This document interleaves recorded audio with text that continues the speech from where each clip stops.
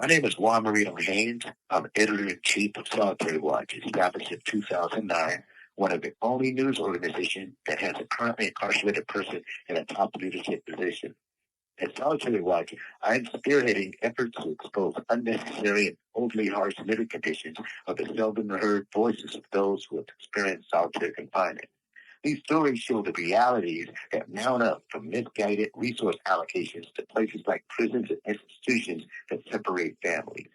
These monies, however, are better spent to elevate public education, provide adequate health care, and support livable wage policies for middle class Americans. I believe that social change is possible through well-crafted stories that offer the public solution-based alternatives coming from directly impacted storytellers. I previously worked for more than 15 years as managing senior editor for San Quentin News. During that time, I wrote feature stories while assisting in the professional development of the newspaper and its mission to provide relevant content to the incarcerated population, mainly those in California prisons. My duties also included managing and editing the work of more than a dozen incarcerated journalists. Still, in order to be an effective community journalist, I had to interact with the incarcerated population in San Quentin. My daily walk was one of diversity, equity, and inclusion. I've always considered myself a very accessible and effective communicator with the San Quentin community, as well as to folks in the surrounding Bay Area. In my humble opinion, accessibility is one of my greatest assets as a journalist.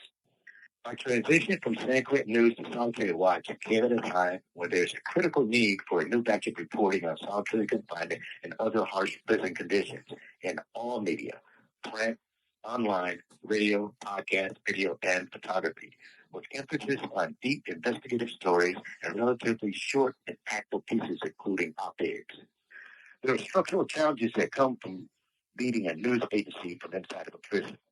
In the online world of social media and digital news, incarcerated journalists have limited access to these platforms where nearly everyone gets their news. The literal wall creates huge gaps in ways to get information out about what actually goes on inside prisons. The gaps are mainly because the communication devices, pen, paper, stamps, telephones, and in-person visits are cumbersome in the digital age.